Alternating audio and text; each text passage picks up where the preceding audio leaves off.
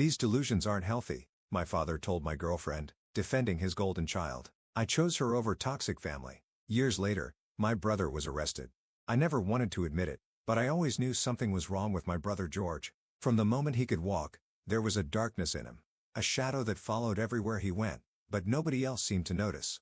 Not mom, not dad, only me. I was 7 when George killed my pet hamster. I found Peanut lifeless in his cage one morning, neck twisted at an unnatural angle. George was only 5 then.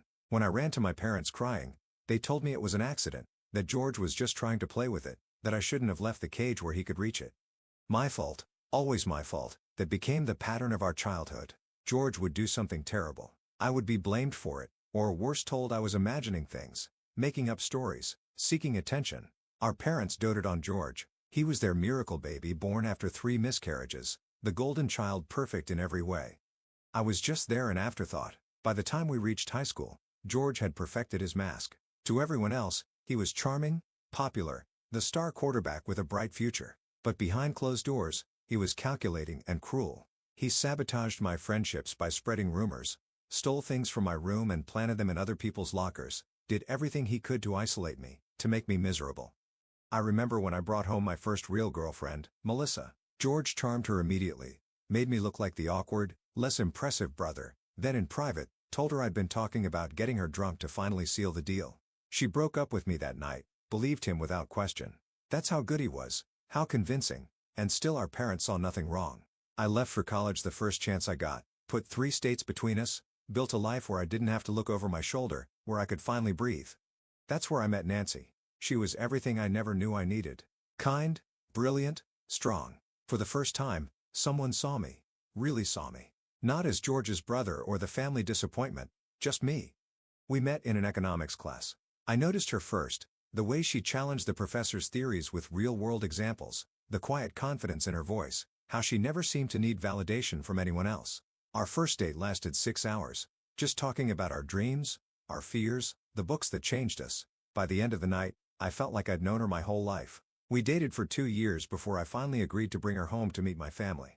I'd avoided it for as long as possible, making excuses about busy schedules and distance. The truth was I was terrified of exposing her to them, to him. The drive to my parents' house was tense, my knuckles white on the steering wheel. Nancy noticed, placed her hand over mine. "It's going to be fine," she assured me. "They're just people." But they weren't just people. They were the architects of my insecurities, the enablers of George's darkness. I should have trusted my instincts. The moment George laid eyes on Nancy, I saw something shift in him. A predatory gleam I recognized all too well. During dinner, he positioned himself next to her, his arm casually draped over the back of her chair. "Too close. Always too close. You're way too good for my brother," he told her, his voice dripping with false sincerity. "What's a girl like you doing with someone like him?" Nancy laughed it off, uncomfortable but polite. I felt my chest tighten, my hands curl into fists under the table. Later that night, I found him cornering her in the kitchen, standing between her and the door, her back pressed against the counter. Her smile was fixed and wooden. "We should get coffee sometime," he was saying. "I could tell you all the embarrassing stories about my brother that he wouldn't want you to know." When he reached out to touch her hair, I intervened, grabbed his wrist, told him to back off. He just smirked like we were sharing some private joke. "Relax, bro," he said, pulling away. "I'm just being friendly."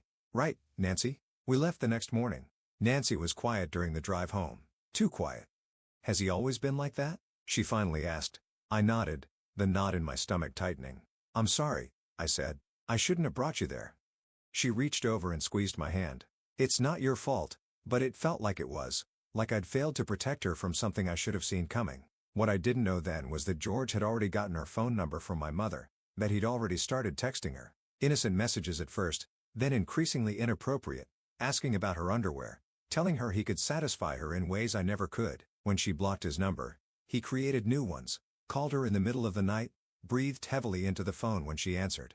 The final straw came when he sent her a picture of herself sleeping taken through our bedroom window. We lived on the 2nd floor. He must have climbed up to get that shot. I only found out when Nancy showed up at my apartment at 2 a.m. trembling and in tears. She'd been getting calls from unknown numbers, people following her to her car after work, a dead bird left on her windshield. "It's him," she said. "I know it's him." We went to the police, but what I discovered there crushed any hope of justice.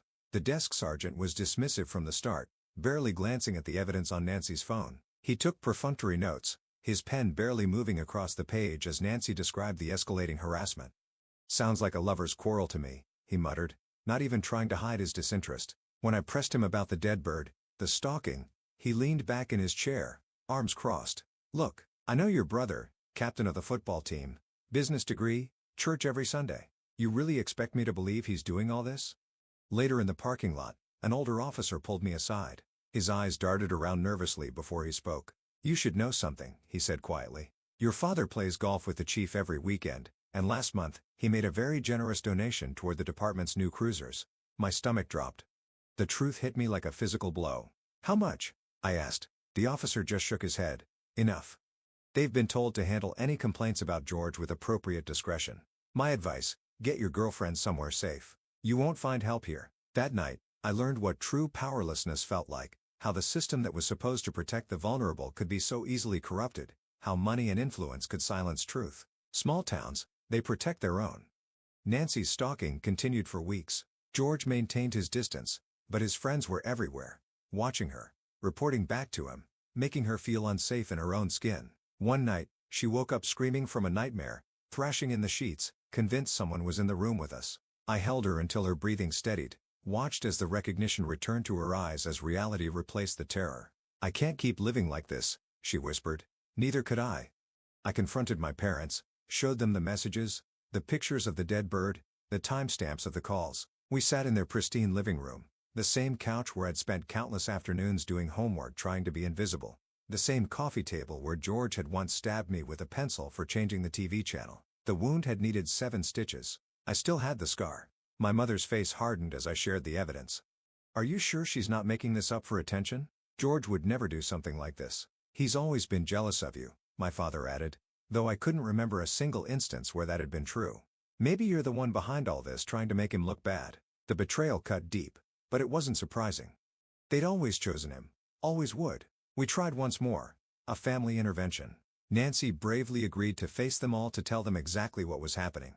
How she feared for her safety, how she couldn't sleep at night. It was a disaster. George played the victim, shed tears at the accusation, claimed Nancy had been sending him suggestive messages, then turned around and blamed him when she got caught. "Check her phone," he suggested with feigned innocence. "I bet she deleted all the texts she sent me." My mother nodded sympathetically. My father glared at Nancy. "Young lady," he said, his voice cold. "I think you need professional help. These delusions aren't healthy." Nancy's hands trembled in her lap. I could feel her shutting down beside me, retreating into herself as they ganged up on her. As they did what they'd always done, protected George at all costs. We left that house knowing we would never go back, that we were on our own. The harassment escalated. George started spreading rumors at Nancy's workplace, claimed she'd been stealing medication, nearly cost her her nursing job. It was only her spotless record that saved her. I wanted to confront him directly to make him stop, but Nancy was afraid of what he might do if cornered, of how he might retaliate. "People like your brother," she said, "they feed on confrontation, on knowing they've gotten to you. The only way to win is not to play." When she was offered a position at a hospital across the country, we both knew she had to take it, that we had to leave, start over somewhere safe, somewhere he couldn't reach us. We were packing when the invitation arrived. My cousin's wedding. A family obligation that under normal circumstances, I would have declined, but my grandmother had been diagnosed with late-stage cancer. This might be the last time I'd see her. "We'll go for the ceremony," I told Nancy, "then leave before the reception 3 hours tops." She nodded, though I could see the fear in her eyes. I promised to stay by her side the entire time to keep her safe. Another promise I couldn't keep. The ceremony was beautiful. For a moment, surrounded by extended family who had no stake in the George mythology, I felt almost normal, almost like the person I might have been if I'd grown up in a different home.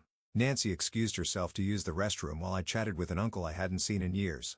I should have gone with her. Should have remembered that George never made idle threats. 5 minutes passed. Then 10. Unease crept up my spine. I found them in a deserted hallway far from the reception hall. George had her pinned against the wall, his hand around her throat, her eyes wide with terror. "I told you she was mine," he hissed when he saw me. "She's always been mine." What happened next passed in a blur. Me lunging at him, his fist connected with my jaw. Nancy screamed for help, and then, mercifully, people rushed in. My uncle, 2 of my cousins, a police officer who was a guest at the wedding. They pulled George off us, restrained him as he thrashed and spat vile accusations. For once, there were witnesses. For once, He couldn't twist the narrative. The officer arrested him on the spot. Assault, battery, the beginning of consequences George had avoided his entire life. My parents arrived at the police station an hour later, not to check on Nancy or me, but to bail out George.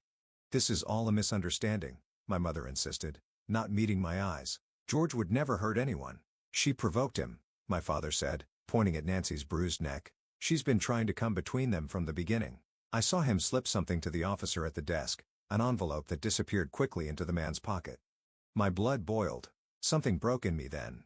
The last thread of hope that they might someday see the truth, that they might choose me just once. "We're pressing charges," I said, my voice steadier than I felt. "And after this, I never want to see any of you again." My mother gasped. My father's face turned purple with rage. "You would choose this girl over your own family?" he demanded. I looked at Nancy, at her quiet strength despite everything. At the woman who had believed in me when no one else did. "She is my family," I replied. "You're just the people who raised me." We moved across the country the following week, changed our phone numbers, started over in a city where nobody knew us, where George's shadow couldn't reach. The case went to court. Despite my parents' best efforts to discredit Nancy, the evidence was overwhelming. Multiple witnesses, security camera footage from the venue. My father tried to bribe the prosecutor, was caught, faced his own charges that were quietly dismissed. Money talks even outside our small town. George received probation, a slap on the wrist that nonetheless tarnished his perfect record, his first official consequence. We got married in a small ceremony with just a few friends. No family started building the life we deserved, one without fear, without looking over our shoulders. There were still bad days, nights when Nancy would wake up gasping for air, convinced someone was following her. Days when I'd see someone who looked like George on the street and my whole body would freeze. Trauma doesn't disappear overnight. It lingers, changes shape, but slowly, we learn to manage it, to not let it control us. We bought a small house with a garden, planted roots both literal and figurative, took back the power he'd stolen from us piece by piece. 3 years passed. We had almost forgotten about them when the call came from a number I didn't recognize. My aunt called to tell me that George had been arrested again, this time for domestic violence against his wife. The details were worse than I could have imagined.